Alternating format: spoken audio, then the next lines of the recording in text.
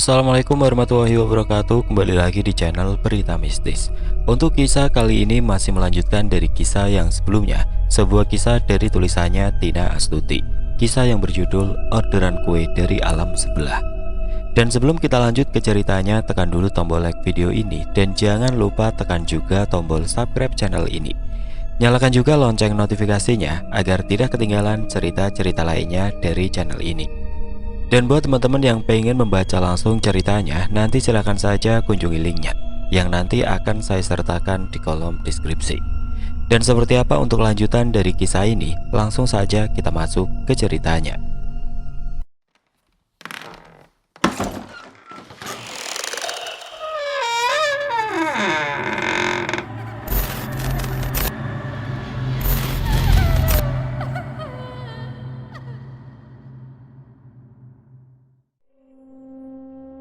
Kebaikan ayah.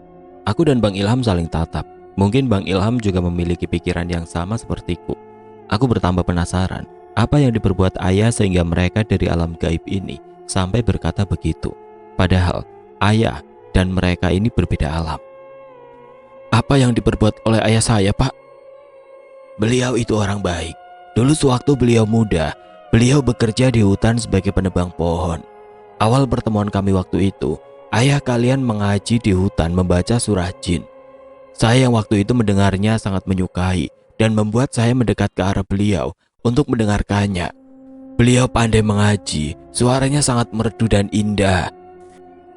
Waktu itu saya tidak bisa mengaji dan saya berinisiatif untuk membawa beliau ke rumah saya untuk dijadikan guru mengajar mengaji. Ayah kalian sempat kami bawa berhari-hari karena kami sangat suka dengan beliau. Pembawaan beliau sangat ramah, cara mengajarnya sangat mudah dipahami. Di situ kami enggan untuk mengembalikan beliau, tapi beliau menjawab beliau masih memiliki orang tua dan teman-teman beliau pasti mencari beliau dengan khawatir. Sambung Pak Haji Hofar menjelaskan. Aku dan Bang Ilham hanya menganggukkan kepala mendengarkan penuturan Pak Haji Gofar. Aku baru tahu juga ternyata ayah seorang guru ngaji yang terkenal di alam gaib. Aku kira ayah hanya terkenal penjual kue keliling yang setiap harinya selalu menjajakan kue buatan ibu dan nenek. Waktu itu saya belum mempunyai harta seperti ini dan saya juga baru-baru saja kaya. Setelah beliau memutuskan untuk berhenti bekerja karena ingin menikahi seseorang perempuan dan tidak pernah lagi masuk ke hutan ini karena beliau memutuskan untuk membantu bikin kue. Sebenarnya kami sering menemui beliau dengan membeli dagangan kue ayah kalian. Lanjut Pak Haji Gofar. Dulu di sini juga hidup susah, seperti alam nyata kalian. Tapi berjalannya waktu dan ekonomi di sini membaik, mengikuti zaman yang berkembang. Akhirnya kami mampu membuat rumah serta membeli mobil-mobil seperti orang lain. Berapa banyak yang ikut belajar mengajinya, Pak? Kami semua. Tapi waktu itu anak-anak saya masih kecil dan ada juga beberapa orang lagi. Jawab Pak Haji Gofar. Makanya saya hanya mampu membalas budi kebaikan ayah kamu baru sekarang karena waktu itu saya tidak memiliki apa-apa. Sempat sedikit saya kasihkan koin emas untuk beliau dan ternyata ayah kalian gunakan untuk melamar ibu kamu, Rim. Ucap Haji Gofar sembari tersenyum. Aku yang mendengarnya juga ikut tersenyum. Ternyata setelah ayah menikah, ayah tidak lagi bekerja di dalam hutan dan ikut berjualan kue saja. Sebelumnya aku juga pernah mendengar cerita ayah itu. Bukan sebagai guru ngaji biasa ayah kamu itu, Rim. Ada kebaikan beliau yang lain juga yang mampu membuat orang di alam kami ini betapa memuji dan berterima kasih kepadanya. Sambung Pak Haji Gofar. Apa itu, Pak? Aku dan Bang Ilham hanya mendengarkan saja. Orang-orang yang berkumpul di sini juga diam mendengarkan cerita Pak Haji Gofar menceritakan guru ngaji yang sangat bersahaja itu. Sebelum saya menjelaskan tentang jasa Pak Abdullah yang membuat orang memuji kehebatan beliau, sebelumnya saya minta maaf. Ucap Haji Gofar. Minta maaf kenapa, Pak? Bukan kami menyusahkan kalian sewaktu pulang kemarin itu. Bukan juga kami menyesatkan kalian di jalan. Itu hanya jalan pintas dan anak saya, Ibu Nadia, ingin bertemu kalian. Jelas Pak Haji Gofar minta maaf kepada kami. Satu lagi, maafkan cucu saya yang kembar 3 itu. Anaknya memang benar-benar jahil banget. Pokoknya ditegur itu tidak mempan. Iya, Maafkan anak saya ya, sahut ibu muda yang ayu itu. Iya mbak, jawabku tersenyum. Pokoknya saya sering marahin mereka karena sering nakal. Tapi mereka bertiga itu pasti mengulanginya lagi. Tapi kalau ada anak yang hanya sendirian mengganggu kalian di jalan, itu bukan anak saya, karena mereka tidak pernah main sendirian, jelas ibu si kembar. Aku ingat sewaktu kami pulang mengantarkan kue dan kehabisan bensin. Lalu aku ditinggal oleh Bang Ilham sendirian di mobil. Aku sempat melihat ada anak kecil sendirian yang mengetok-ngetok dan mengintipku. Waktu itu kupikir adalah si kembar ini salah satunya, dan ternyata bukan, karena sang ibu telah menuturkan begitu. Kenapa Mbak Rim? Tanya ibu si kembar itu. Enggak apa-apa, tapi saya sempat melihat kemarin ada anak kecil sendirian mengintip saya di dalam mobil. Oh, itu bukan anak saya. Mereka selalu bertiga. Mereka tidak berani jalan sendirian masing-masing. Mungkin dari jin yang lain itu mbak, sahut Mbak Kemuning. Iya, waktu itu saya sudah hampir masuk alam nyata. Iya, bukan dari kami itu, jawab ibunya si kembar. Aku kembali mengingat kejadian itu lagi. Waktu itu kulihat anak kecil itu memang sendirian. Untungnya Bang Ilham secepatnya datang. Bisa saya lanjut? Tanya Pak Haji Gofar tersenyum. Lanjut Pak. Sebenarnya kami dihidangkan makanan. Ada berbagai macam kue kering dan aneka bulu peter yang aromanya sangat wangi. Aku menelan salivaku, tidak mungkin aku mencicipinya. Ditakutkan aku tidak bisa kembali lagi bertemu ibu. Ambil saja nak, saya perhatikan kamu mau kue ini ya, ucap Bu Aini membuyarkan lamunanku. Oh iya Bu, terima kasih. Makan saja. Ini roh kalian hanya kami bawa lewat mimpi. Jasad kalian masih berada di rumah kok, sambung Bu Aini menjelaskan. Takut roh saya nggak kembali Bu, jawabku jujur. Seketika rumah ini riuh dengan tawa setelah mendengar jawaban dariku. Meski air liurku menetes, pantang bagiku mencicipi makanan mereka ini. Aku sangat takut tidak bisa kembali lagi ke jasadku. Bisa-bisa aku dinyatakan meninggal dunia lalu dikubur. Lalu Bang Ilham menikah lagi dan berangkat umroh dengan istri barunya sebagai pengganti aku. Tidak terasa tanganku mencubit pinggang Bang Ilham dan mampu membuat Bang Ilham terkejut dan meringis kesakitan. Jujur saja aku hanya refleks karena berpikiran negatif tadi. Kenapa dek? Enggak apa-apa, enggak sengaja bang. Aku benci pikiranku. Ayo, bawa minum dan incip kuenya dulu biar ngobrolnya enak, pinta Pak Haji Gofar. Iya ya Pak. Tidak apa-apa, nanti roh kalian akan kami kembalikan. Kulihat Bang Ilham mengambil kue bolu basah yang terlihat enak sekali. Bang Ilham memakannya, biarkan saja Bang Ilham memakannya. Kalau aku enggan. Dulu ayah kalian itu menyelamatkan perkampungan kami ini. Dulu di sini itu hanya kampung kecil, tapi sekarang sudah makmur dan menjadi perkotaan besar. Bos ayah kamu itu rencananya akan menebangi pohon-pohon besar sebagai kampung kami ini. Pak Abdullah lah yang menghadap langsung ke bosnya dan meminta untuk menebang pohon yang lain saja. Awalnya bos beliau menolaknya, tapi ayah kalian menjelaskan tentang keberadaan kampung kami ini, jelas Pak Haji Gofar. Bukan hanya rakyat yang senang, tapi raja dan pangeran di sini juga sangat bangga kepada ayah kalian. Andai saja ayah kalian tidak membujuk bosnya untuk memilih lahan lain, bisa-bisa bangsa kami berperang dengan para manusia, karena ibaratnya telah merusak dan menggusur perkampungan kami. Sangat diacungkan jempol, keberanian Pak Abdullah itu telah berani mengubah proyek lahan bosnya. Untungnya waktu itu bosnya mendengarkan dan menurutinya, sambung Pak Haji Gofar tertawa. Aku yang mendengarnya hanya manggut-manggut saja. Aku bangga dengan ayahku. Ayahku itu sudah 5 tahunan meninggal dunia. Baru 2 bulan aku menikah dengan Bang Ilham. Ternyata beliau dipanggil ke hadapan ilahi. Apa ayah sering masuk ke sini juga? Sering saya bawa sewaktu beliau lagi istirahat, jawab Pak Haji Gofar. Begitulah awal cerita saya mengenal Pak Abdullah di saat beliau mengaji di hutan. Apa Bapak tahu kalau ayah kami sudah lama meninggal? Tahu, bangsa kami semuanya pergi menghadirinya sampai akhir pemakaman beliau. Aku terkejut atas penuturan Pak Haji Gofar. Ternyata waktu meninggalnya ayahku, aku ingat betapa membludaknya orang-orang berdatangan.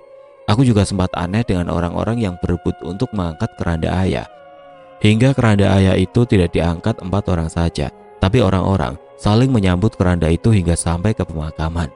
Aku ingat betul di saat sampai di pemakaman juga, orang-orang sudah menunggu banyak. Mereka semua menundukkan kepalanya hingga wajah-wajah itu tidak kelihatan jelas. Orang-orang yang datang membludak waktu itu rata semuanya memakai pakaian putih. Padahal orang-orang di kampungku memakai baju yang biasa saja. Pantas saja aku merasa aneh. Bisik-bisik tetangga juga terdengar. Katanya banyak orang yang tidak dikenal yang berdatangan, berebut ingin mengangkat keranda ayah. Apa kalian yang rata semua memakai pakaian putih waktu itu? Iya nak, kami semua sangat bersedih. Orang baik sudah dipanggil, jawab Haji Gofar. Di saat ayah kalian sudah meninggal, untungnya saya sudah bisa dan lancar mengaji berkat diajari beliau nak, sambung Pak Haji Gofar dengan mata yang berkaca-kaca. Aku menatap wajah tua Pak Haji Gofar. Terlihat gurat kesedihan yang dipancarkan oleh beliau. Mata beliau hampir menitikkan air mata. Kulihat yang lain seperti Ibu Aini serta anak-anak beliau juga menundukkan kepala. Tandanya kalau mereka juga bersedih. Aku yang hanya mendengarkan cerita beliau juga ikut mengusap ujung netraku. Tidak terasa aku menitikkan air mata. Sedangkan Bang Ilham hanya mengusap-ngusap punggungku untuk menguatkanku. Saya bersaksi, ayah kalian adalah orang baik, ucap Haji Gofar dengan suara yang bergetar. Kulihat pertahanan Pak Haji Gofar akhirnya luruh juga. Beliau terisak mengingat kebaikan ayah. Bu Aini juga diam sambil mengusap pipi beliau. Mungkin usia ayah dan Pak Haji Gofar kurang lebih sama. Saya mau mengatakan sesuatu tentang piring malawen besar yang kalian terima siang tadi juga nak. Iya pak, piringnya sudah kami terima. Insya Allah sangat bermanfaat, sambung Bang Ilham. Sekalian saya mau mengenalkan seseorang nak, ucap Haji Gofar. Tiba-tiba datang seorang laki-laki tua yang siang tadi mengantarkan piring itu. Beliau kali ini lebih bersih dan bercahaya dari tadi pagi kulihat dengan wajah lelah beliau. Beliau duduk di samping Pak Haji Gofar. Belakang ku ketahui nama bapak itu adalah Haji Amir. Ini namanya Pak Haji Amir, ucap Pak Haji Gofar memperkenalkan. Dulu inisiatif Pak Haji Amir ini untuk menculik ayah kalian dan saya menyetujuinya, sambung Pak Haji Gofar sembari tertawa. Oh ya pak, untung ayah saya dikembalikan. Kalau tidak, mungkin saya tidak akan lahir. Ayah kamu itu tidak pernah memakan makanan di sini. Dia hanya sekedar jalan-jalan dan mengajar saya. Habis itu langsung kami kembalikan. Kalau Pak Haji Rula, ini sengaja kami kasih makan dan beliau benar-benar kami culik. Karena waktu itu di sini tidak ada yang bisa jadi imam sholat. Bukannya tidak bisa, tapi tidak ada yang berani, sambung Pak Haji Gofar sembari tertawa. Kulihat Pak Haji Rula hanya tertawa menanggapinya. Pak Haji Rula sudah lumayan lama sekali tinggal di alam gaib ini dari cerita yang kudengar. Iya, saya diculik sehabis sholat subuh. Waktu itu saya lagi bersih-bersih WC. Tiba-tiba saja saya dibawa ke sini, jelas Pak Haji Rula. Untungnya saya nggak punya tanggungan anak istri waktu itu, diculiknya masih bujangan, sambung Pak Haji Rula. Apa bapak udah menikah sekarang? Udah, saya dicarikan istri di sini dan sekarang saya sudah punya anak 3 orang juga, jawab Pak Haji Rula tertawa. Kami yang mendengarnya juga ikut tertawa. Katanya beliau dicarikan istri di sini dan dijodoh-jodohkan dengan guru ngaji perempuan di sini. Alhamdulillah beliau sudah punya anak dan istri. Beliau juga sempat viral waktu itu karena hilang secara tiba-tiba saat orang-orang kampung mencarinya dengan kekhawatiran. Padahal beliau sudah hidup enak di sini, dapat istri yang sangat cantik dan muda. Tidak lama datang seorang perempuan cantik berjilbab dan duduk di balik punggung Pak Haji Rula, yang ternyata itu adalah istrinya. Nah, ini istrinya Pak Haji Rula, ucap Bu Aini. Aku tersenyum melihatnya dan beliau juga membalasnya dengan senyuman manis. Pantas saja Pak Haji Rula ikhlas tinggal di sini dan dijodoh-jodohkan. Ternyata Pak Haji Rula menang banyak. Pak Haji Rula itu tua banget, bisa lebih tua dari pamanku, karena sejak dulu saja beliau sudah dipanggil bapak. Pekerjaan beliau hanya jadi imam masjid dan bersih-bersih masjid. Aku juga ingat waktu itu beliau saja sudah benar-benar tua, tapi beliau bujang lapuk. Kulihat wajah Pak Haji Rula sangat sumringah. Aku melihatnya merasa geli. Ini kenalkan istri saya, namanya Halimah, ucap Pak Haji Rula. Oh iya, salam kenal Bu Halimah. Iya, salam kenal balik Mbak Rima. Lanjut Pak Haji Gofar menjelaskan tentang piring Malawen tadi. Alasannya sudah beliau jawab dan beliau kembali menjelaskan piring. Sebenarnya piring itu bukan kami yang memberi, tapi Raja Suryansa, ucap Pak Haji Gofar. Raja di sini ya Pak? Iya, piring itu harganya mahal. Umur piring itu sangatlah sudah tua, mungkin sudah ribuan tahun. Piring itu Raja berikan khusus untuk kalian, keturunan Pak Abdullah. Iya Pak, rajanya ada di sini enggak? Rajanya ada di kerajaan, jawab Pak Haji Gofar tersenyum. Kurasa sudah lumayan lama kami bercakap-cakap dan berkenalan. Ada banyak bertemu orang baru di sini. Sangat menambah pengalaman bisa melihat dan kenal secara langsung dengan orang asli alam gaib ini. Alhamdulillah mereka semua orang baik. Orangnya ramah-ramah dan penuh kehangatan. Di alam gaib ini juga seperti kehidupan kita. Kota ini dulunya hanya kampung dan mengikuti perkembangannya zaman. Sekarang sudah sukses menjadi perkotaan besar yang sangat makmur di bawah pemimpinan Raja Suryansyah. Dari cerita yang kudengar, Raja Suryansyah ini juga sangat tua. Beliau terkenal baik, ramah, dan pemimpin yang amanah. Katanya letak kerajaannya tidak begitu jauh dari sini. Sedangkan kami tidak bisa berlama-lama di sini karena waktu hampir menunjukkan bahwa jam 4 subuh. Diperkirakan adzan subuh sebentar lagi. Saya dengar kalian mau berangkat umroh ya? Tanya Pak Haji Gofar. Iya Pak, paling 3 mingguan lagi kami akan berangkat. Oh, semoga kita bisa ketemu di Tanah Suci, ucap Pak Haji Gofar. Bapak pergi juga? Ya, insya Allah kami semua akan pergi juga. Naik apa Pak perginya nanti? Dalam sekejap menghilang ya Pak? Seketika rumah ini kembali riuh dengan tawa. Pertanyaannya Bang Ilham mampu membuat orang tertawa. Naik pesawat terbang juga. Di sini juga ada bandara nak, jawab Pak Haji Gofar sambil tertawa. Kulihat orang-orang ini lucu dengan pertanyaan Bang Ilham. Mereka tertawa puas hingga wajah sampai memerah gara-gara tawa. Tapi bisa juga orang-orang di sini menghilang dalam sekejap lalu tiba di Tanah Suci. Cuma itu hanya orang yang sakti, yang sudah berumur tua. Di sini juga lengkap transportasinya. Pesawat beneran Pak? Iya, asli pesawat beneran. Raja Suryansyah yang beli langsung nak, jawab Pak Haji Gofar sembari masih tertawa. Aku dan Bang Ilham hanya manggut-manggut saja. Ternyata di sini juga lengkap bermacam-macam transportasi. Intinya, di sini juga seperti dunia nyata manusia, tapi hanya berbeda alam saja. Bahkan katanya pesawat itu dibeli langsung sama raja di sini. Oh ya Pak, saya kira menghilang dalam sekejap mata, lalu langsung tiba di Tanah Suci. Naik pesawat juga nak. Jangan lupa, waktu di Tanah Suci dipakai ya gamis sama peci pemberian saya, biar saya senang melihatnya, sambung Pak Haji Gofar. Iya Pak, pasti. Terima kasih banyak Pak. Tiba-tiba, dar, suara petir yang menyambar mampu membangunkan aku dari tidur dan mimpi indah. Astagfirullah.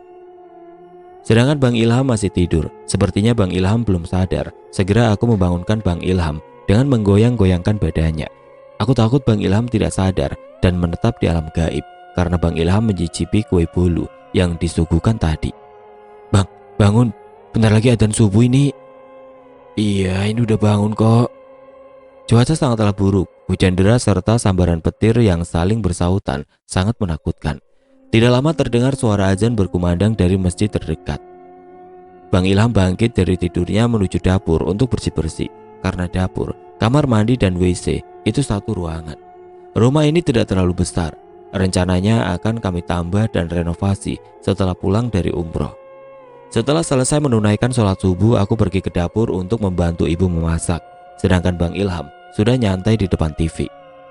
Bang, abang mimpi dibawa lagi enggak? Iya sama dek. Bang, sisa uang penjualan emas dan batu kemarin itu masih ada enggak? Masih banyak, mau beli apa? Mau besarin rumah ini bang. Oh iya, insya Allah habis pulang umroh aja, jawab Bang Ilham. Kami bertiga makan pagi bersama. Waktu sudah menunjukkan pukul 7 pagi. Tapi cuaca masih hujan. Setelah itu tidak lama para tetangga berdatangan mau mengemas sembako. Lumayan Bang Ilham menggaji perharinya. Jadi terserah saja siapa yang mau ikut mengemas diperbolehkan. Aku hanya duduk saja di dapur sambil menonton televisi. Karena kalau aku ikut melihat orang mengemas, pasti ditanya dapat uang dari mana. bisa bagi-bagi sembako sebanyak ini. Bisik-bisik tetangga yang mempertanyakan begitu memang sering. Bang Ilham hanya menjawab dengan senyuman saja. Wah, Ilham kok tiba-tiba kayak begini sih? Bagi rahasianya dong, ucap salah satu ibu-ibu yang membantu mengemas sembako. Iya, habis menghilang tiba-tiba, pulangnya malah jadi kaya raya. Timbal ibu yang satunya meski pertanyaan itu untuk Bang Ilham dan bukan dilontarkan untukku. Tapi aku mendengarnya saat di kamar, sangat tersinggung. Maksudnya menuduh kami melakukan pesugihan. Karena salah satu di antara yang ikut mengemas sembako itu pernah berprasangka kami melakukan pesugihan. Begitu kira-kira para ibu-ibu menanyakannya. Aku yang mendengar kurasa tidak enak. Mungkin itu hanya basa-basi atau hanya kurauan saja. Atau mungkin aku hamil, makanya aku sangat sensitif dengan pertanyaan begitu. Bang, kita jalan-jalan yuk. Abang sibuk, abang rencananya mau ikut membagikan sembako ini, Dek. Lagian cuacanya masih gerimis. Kamu santai aja, Dek, bawa nonton televisi, nggak usah ke ruang tamu, ucap Bang Ilham yang sepertinya paham tentang kondisi perasaanku. Aku tidak menjawab ucapannya. Aku memainkan gawaiku dan berjelajah ke sosial media berlogo F itu. Beredar di Facebook bukan berita hilang kami lagi ataupun kedatangan kami. Pak Sutri yang hilang secara misterius selalu kembali tiba-tiba, kini mengadakan acara selamatan tanda syukur dengan membagikan sembako satu kampung dan ke kampung lainnya. Sembako yang dibagikan tidak sedikit, bahkan sampai dibantu para tetangga untuk membagikan sembako dan mengemasnya. Begitulah berita yang kubaca di sana. Juga terdapat foto para ibu-ibu yang mengemas di ruang tamu, serta para bapak-bapak yang membagikan sembakonya. Entah siapa yang membuat berita begini. Mungkin para ibu-ibu yang memfotonya dan membagikan ke sosial media hingga menjadi berita. Aku membuka kolom komentarnya karena aku sangat penasaran atas sudut pandang orang-orang. Ternyata isinya ada yang berterima kasih, mendoakan, dan ada juga yang berprasangka buruk. Walaupun ada banyak orang yang datang ke sini untuk meminta sembako secara langsung, tentu saja kami berikan. Insya Allah sangat bermanfaat isi sembako itu. Karena isinya ada beras, minyak, teh, gula, susu, tepung, dan garam. Kami akan terus membagikannya hingga tiba kami berangkat umroh. Tentang pertanyaan orang-orang, kami pura-pura tidak mendengar saja. Karena niat kami baik untuk berbagi rezeki. Kami tidak mencuri, harta yang kami dapat murni diberikan oleh mereka. Hari demi hari berlalu, hingga kami tiba di hari sebentar lagi pergi ke Tanah Suci. Barang-barang yang diperlukan sudah masuk koper. Paman dan bibi tidak hentinya menangis. Ibu serta mertuaku juga selalu menitikkan air mata. Karena ini adalah cita-cita sejak lama. Sebelum berangkat, aku mengecek kandungan terlebih dahulu. Aku yakin saja insya Allah kandunganku sehat. Karena pergerakan mereka selalu aktif. Tapi aku ingin memastikannya saja sebelum berangkat naik pesawat. Setelah dicek, alhamdulillah benar-benar sehat.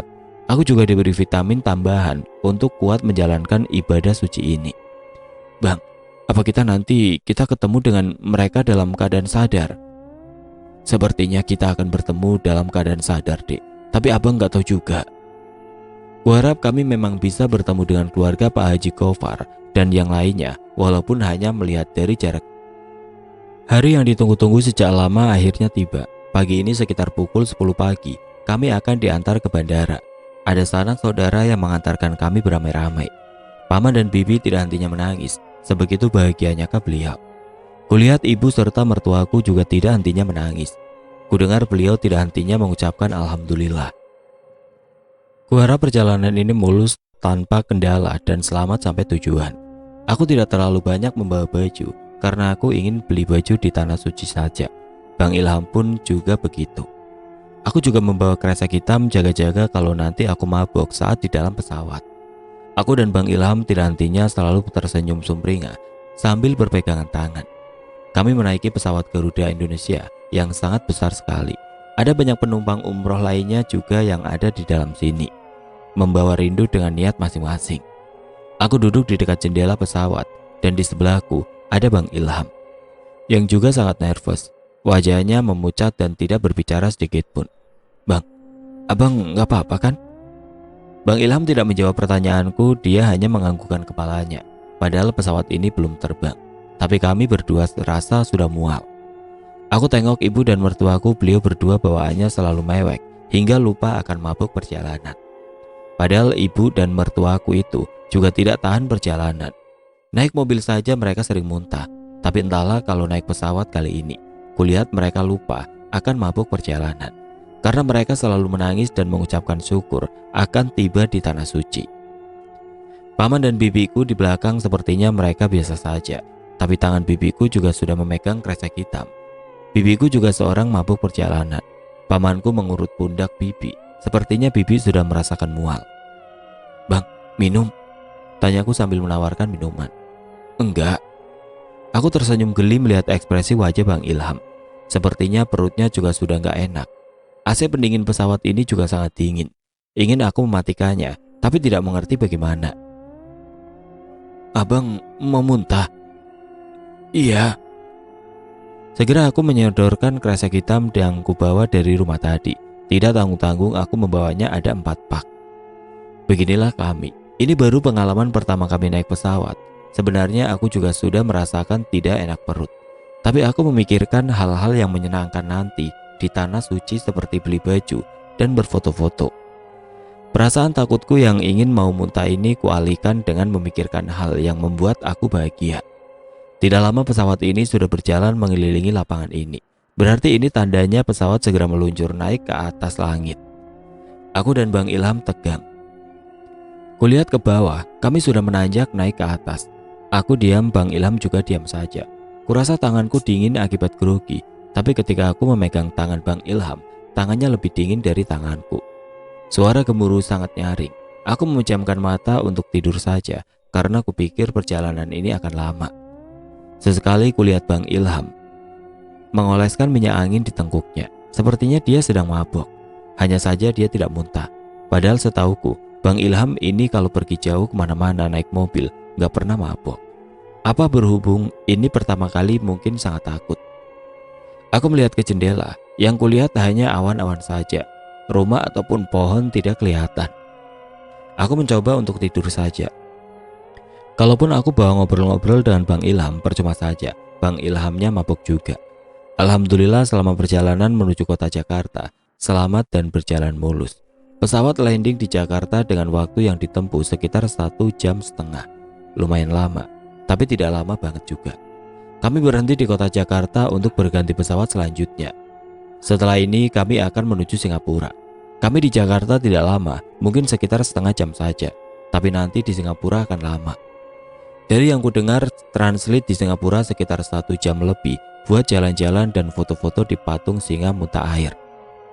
Bang Ilham berjalan sempoyongan setelah keluar dari pesawat. Alhamdulillahnya Bang Ilham tidak muntah. Kulihat bibiku terus-menerus memegang kresek hitam. Aku tersenyum melihatnya, sedangkan pamanku hanya mampu geleng-geleng kepala. Kalau ibu dan mertuaku mereka sangat sumringah, sudah sampai di Jakarta. Padahal sangat lama sekali akan tiba di tanah suci. Saking senangnya mereka lupa dengan mabuk perjalanan. "Wah, kita sebentar lagi sampai." "Iya, bentar lagi, Bu."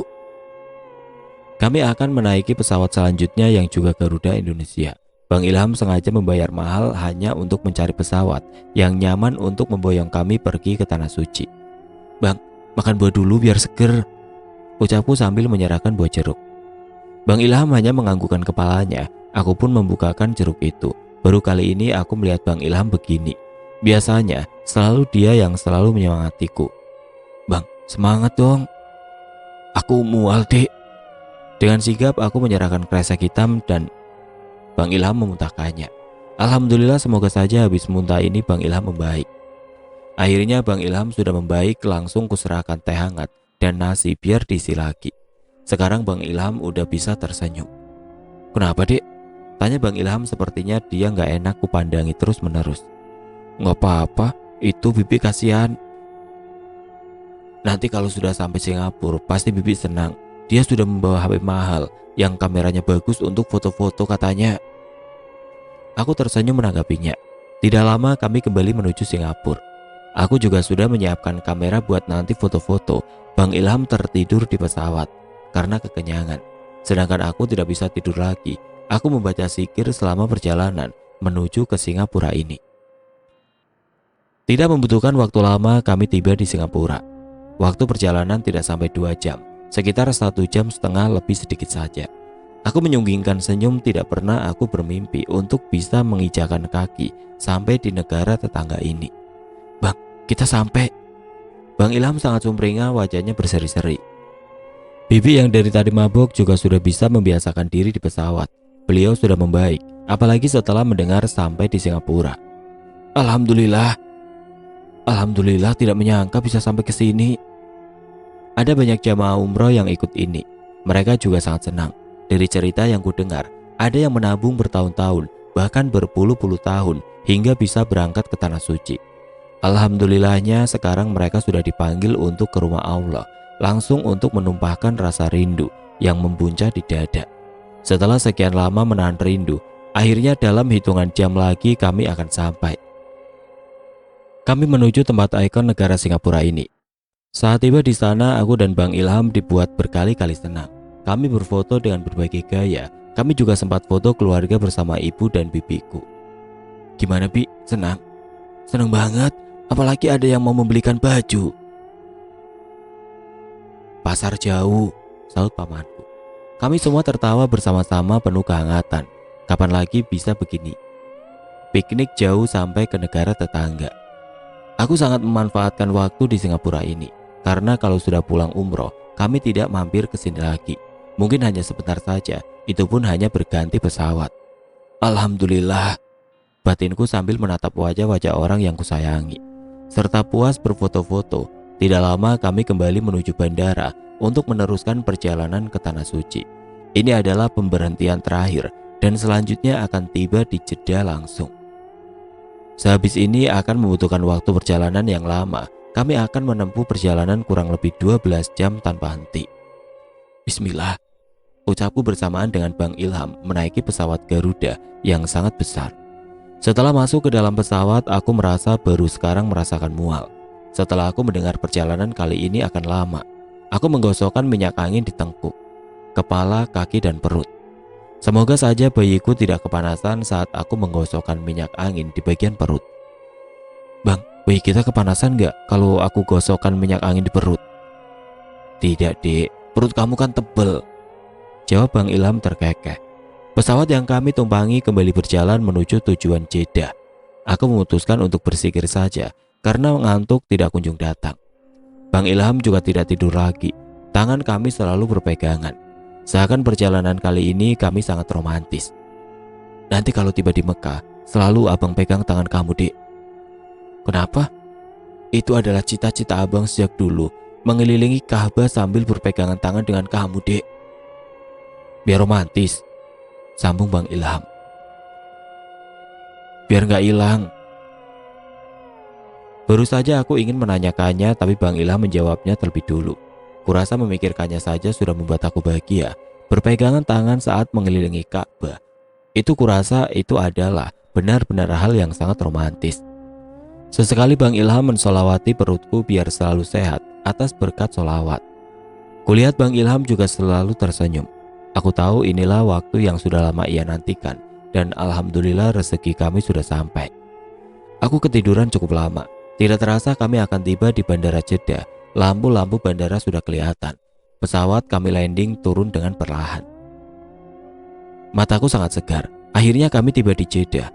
Ibu mertuaku dan bibiku selalu menangis. Padahal masih jauh lagi sesudah landing di Jeddah. Ini kami harus lanjut naik bus untuk sampai ke Mekah. Kami kembali menaiki bis menuju Mekah yang perjalanannya kurang lebih membutuhkan 1 jam. Aku tidak mengantuk lagi. Semua jamaah tidak ada yang tertidur, masing-masing dari kami sangat menikmati perjalanan ini. Kerlap-kerlip lampu menghiasi jalanan. Gedung-gedung pencakar langit kembali kami lihat, seperti waktu kami lihat sewaktu di alam gaib.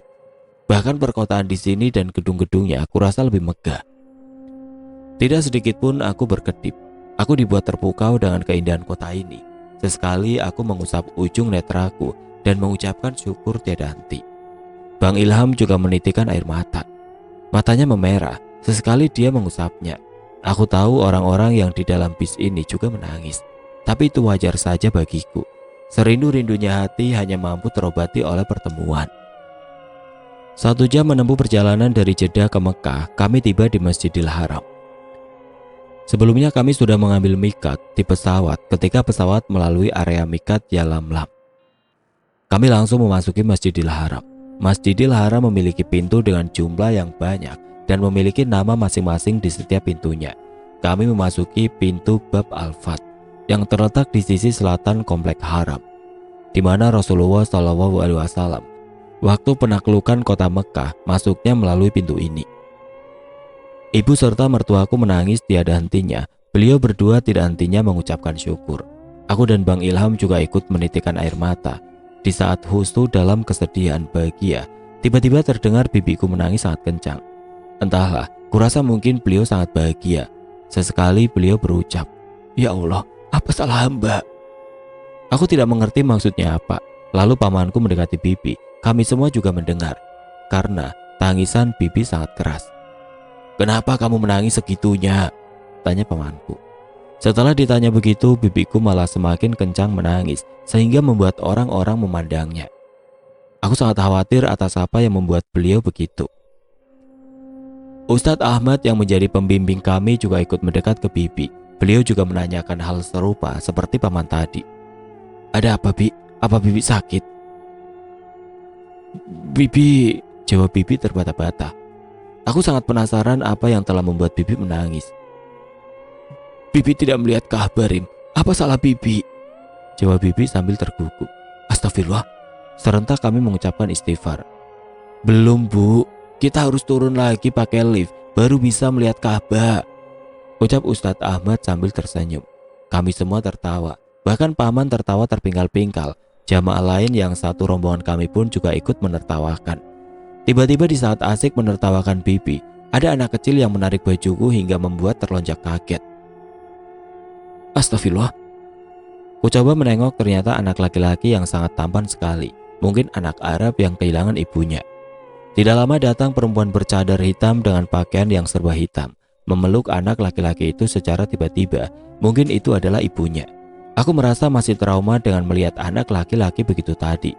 Masih teringat jelas di ingatanku waktu aku menuju pulang, maupun dalam mimpi anak kecil yang kembar itu selalu menghantuiku. Aku bersama rombongan turun ke bawah Masjidil Haram ini. Dari bawah baru bisa melihat Ka'bah secara langsung. "Masya Allah," gumamku bersamaan dengan yang lain. Semua anggota rombongan kembali menangis. Ini adalah pemberhentian terakhir kami. Bang Ilham terus-menerus sesegukan di sampingku. Tidak disangka nikmat yang kami rasakan indah sekali. Bang Ilham mengambil umroh 17 hari. Semua hotel dan lainnya hanya Bang Ilham yang tahu menahu. Bang Ilham memegang tanganku erat. Dia berterima kasih kepadaku. Jarak hotel ke masjid ini tidak jauh. Travel kami sengaja memesan hotel bagus yang tidak jauh menuju masjid, karena kami mengambil paket yang lebih mahal. Nama hotelnya Hotel Haram. Sebelumnya kami pergi ke hotel terlebih dahulu untuk istirahat, baru kembali menunaikan ibadah tawaf. Setelah menunaikan ibadah tawaf, kami semua pergi ke hotel. Ada masih banyak waktu untuk membeli oleh-oleh untuk sanak saudara di kampung. Singkat cerita, adzan subuh sudah berkumandang jelas dan lantang. Aku ikut bersama-sama untuk menunaikan ibadah sholat subuh di masjid. "Bang, aku ikut ke masjid ya?" "Boleh." Lampu-lampu menghiasi kota Mekah ini. Hotel kami ini persis menghadap ke Ka'bah. Sangat jelas kalau melihatnya dari ketinggian. Aku beberapa kali berfoto di dekat jendela yang di bawahnya terlihat jelas Ka'bah. Bibiku, ibu, dan mertuaku juga ikut berfoto-foto. Aku menunggu Bang Ilham mandi dan selanjutnya kami akan pergi ke masjid. Sudah lama kami di sini, tapi kami belum ada bertemu keluarga Pak Haji Gofar ataupun anak-anak beliau. "Ayo dek." Aku dan yang lainnya berjalan bersamaan turun ke bawah memakai lift. Gak enak pakai lift ini sebenarnya. Perasaanku seperti melayang. Kupastikan lift ini sangat cepat sekali turun ke bawah, karena hanya butuh beberapa menit kami sudah tiba di bawah. Padahal kamar kami jauh tinggi di atas. Kami sholat berjamaah bersama-sama. Imam sholatnya suaranya sangat indah didengar. Sampai-sampai aku yang sholat tiba-tiba menitikkan air mata. Setelah membaca wiridan, kami semua kembali ke hotel. Sebelumnya kami sudah janjian dengan Bang Ilham agar kalau pulangnya bertemu di titik sini. Aku dan yang lainnya menunggu Bang Ilham di tempat yang sudah dijanjikan. Tidak lama Bang Ilham datang. Alhamdulillah. Aku dan Bang Ilham menuju hotel dengan bergandengan tangan. Kami berjalan di paling belakang. Tidak sengaja dari samping kanan kami juga ada rombongan lain. Ada banyak sekali dari yang tua, anak-anak, dan yang muda. Mereka tersenyum ke arah aku dan Bang Ilham. Kami pun juga membalas senyum beliau. "Alhamdulillah, akhirnya kita bertemu di sini, Nak," ucap seorang bapak-bapak. Kami dan Bang Ilham terdiam dan melongo saja. Bang Ilham tidak menjawab apa-apa. Kami mencoba tersenyum dan mengingat-ingat siapa mereka itu. Tiba-tiba di balik rombongan yang banyak itu keluar 3 anak kecil laki-laki yang tidak asing bagiku. Dia keluar dari punggung ibunya. Astagfirullah. Bang Ilham langsung tersenyum. Semua anggota rombongan ini juga ikut tertawa. Sepertinya aku dan Bang Ilham sudah ingat mereka siapa. "Sudah ingat, Nak," ucap wanita parubaya yang bernama Bu Aini. "Bu Aini?" "Iya, ini rombongan kami. Alhamdulillah kita bisa bertemu di sini." Kalau bukan anak laki-laki kembar 3 tadi tidak menampakkan dirinya, mungkin aku akan susah mengingatnya. Berhubung aku sangat trauma melihat anak laki-laki itu, makanya ingatanku langsung ingat dan connect. Bang Ilham langsung salaman dan berpelukan kepada anggota rombongan laki-laki itu. Sedangkan aku juga mengikuti Bang Ilham dengan salaman dengan para perempuan-perempuannya. "Alhamdulillah ya Pak, kita bisa bertemu di sini. Saya kira kita tidak akan bertemu karena ada banyak jemaah lain yang membludak." "Iya, sudah ditentukan Allah Subhanahu wa Ta'ala, Nak," jawab Haji Gofar. Kami sempat bercakap-cakap sebentar. Anggota rombongan dari Pak Haji Gofar ini sangat lengkap. Pak Haji Rula imam masjid, Pak Haji Amir pengantar piring dan anak, menantu, serta cucu-cucu Pak Haji Gofar. Lengkap. "Ayo, salaman sama Tante Rima," ucap ibunya si kembar. Tiba-tiba mereka bertiga itu secara bergantian salaman denganku. Ada Nadia, Rahayu, dan yang lainnya. "Wah, pinter-pinter ya," ucapku sambil tersenyum. "Terpaksa karena disuruh ibu," jawab si kembar itu. "Astagfirullah," ucap sang ibu sambil tertawa. Aku yang mendengarnya juga ikut tertawa. Wajah mereka tidak seseram apa yang kulihat waktu malam pulang mengantarkan kue. Sekarang wajah si kembar ini lebih bersih, bercahaya. Pokoknya tampan. Tidak menakutkan seperti saat mereka mengerjai aku waktu itu. "Gimana perjalanan menuju ke sini? Enak saja kan?" tanya Mbak Kemuning. "Aman aja lah Mbak, gak ada yang muntah di pesawat kok," jawabku sambil menyenggol lengan Bang Ilham. Tidak lama mereka rombongan Pak Haji Gofar berpamitan terlebih dahulu. Sangat asik sekali berbincang bersama mereka. Mereka berjalan meninggalkan kami berdua yang diam berdiri. Hingga akhirnya rombongan Pak Haji Gofar sudah tersamarkan dengan rombongan jamaah lain dan menghilang dari pandangan kami.